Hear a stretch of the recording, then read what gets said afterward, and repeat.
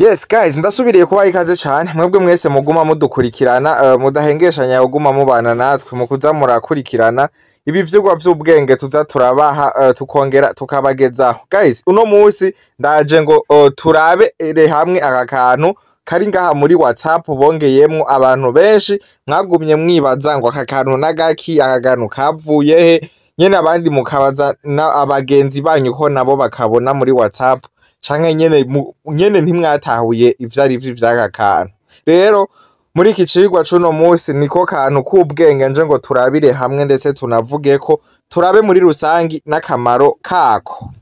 Ariko rero imbere yuko tubandanya nagira gusaba ubanze ukore kuri suivre canke follow uruguru impande y'izina kugira ntuzuracikwa n'ibi vyigwa vy'ubwenge nza ndabaha bigezweho. Ntagutevya rero hamuca ubanze ushireko jeme utibagiye no gusangiza abandi ikicikwa. Aka kantu rero kitwa gute? Aka kantu ubwa mbere ni kari muri WhatsApp Messenger. Nimba katarimwo muri WhatsApp Messenger yiwawe no kuvuga application yawe ntiri ajuru. Mu gushira application ya ajuru naho twarabiberetse uza muri Play Store urinjira kuri Play Store hama ukaraba kuri recherche ugaca wandikamwo WhatsApp Messenger hama ugashobora kuyishira ajuru. Uko niko ushobora gushira application ukayigira update. So nagutevya rero aka kantu rero ubwa mbere ni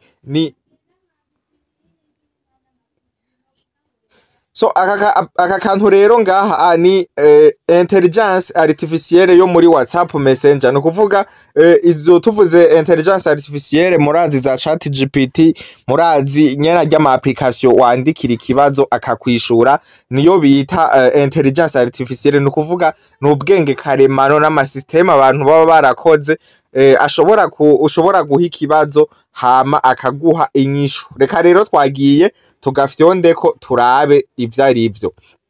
Uragafyondako nk'uko nimba nawe kari muri WhatsApp yiwawe. Aha rero nukuvuga iki, iyi application ikora nka ChatGPT ariko ikaba ari ya WhatsApp nyene yashizeho WhatsApp kugira yorohereza abantu. Ariko ico itandukaniye ko cane na ChatGPT nuko iyi application itazi Kirundi canke Kinyarwanda. Nyene maze kubona ibintu vy'indimi z'icongereza n'igifaransa, sinzi nk'izindi ndimi. Aha rero ubwa mbere urayibaza ikibazo. Iyi application yoroshe gukoresha cane nk'abanyeshure kuko usanga nk'ibibazo bayibaza babisoma nko kuri copy bikaba biri nko mu gifaransa canke mu congereza. Nk'ubu nk'akarorero tuyibaze ati bonjour, tubanze tuyiramutse bonjour hamurarungika igace hiti kwishura. Kandi murabona yuko ewana ibiri update nyene, yani ibikora ibintu yihuta ici hiti kwishura. Okay, hama ukaguma uyandikira ukanayibaza.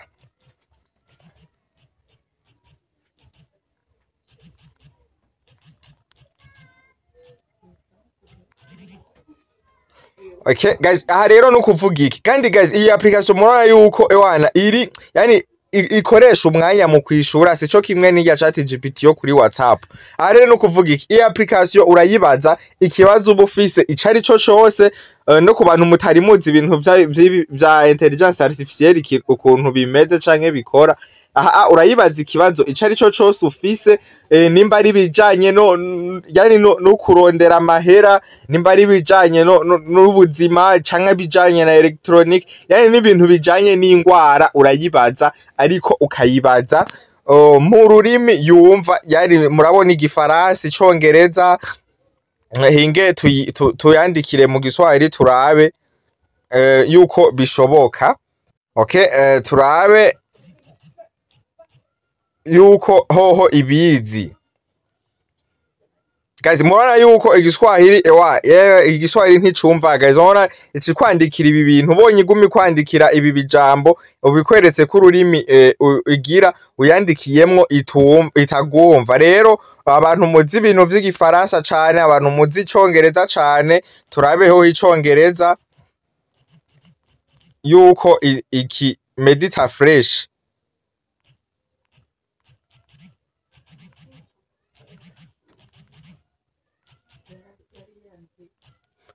Okay, turabe. Okay, murabona yuko n'icongereza ikivuga fresh sana. Ha rero abantu mutari muzi iyi application ukuntu ikora, ndibaza murayibona, yani kiba nka chat nyene nk'aba contact basanzwe muguma muvugana. Aha rero nuku iyi AI, iyi Meta AI ariyo intelligence artificielle ikora muri rusangi, uyibaza ikibazo ikakwishura. Rero ntimuze guhangayika abantu mutazi, yani abantu mushaka kumenya ngo ikora gute, imeze gute, abantu mutatahura ivyo arivyo. Nizere yuko ubu mushoboye gutahura akamaro kayo n'ico imaze muri WhatsApp. Rero ubu nibaze yuko ushobora kusigurira n'umugenzi wawe akamenya ivyo arivyo. So rero guys, nagomba nagusabe ukabuzi yuko uri umunwanyi wacu. Guys, nagomba nagusabe uze dushigikire ino page ngaha kuri Facebook, umfashe usimbire kuri Facebook yawe, hama ucuza aha hejuru kuri recherche guys. Okay, umfashe uza aha hejuru kuri recherche, wandike iyi muri recherche ngo Lens Plus Media. Guys, umfashe dushigikire ino page, wandika nkuku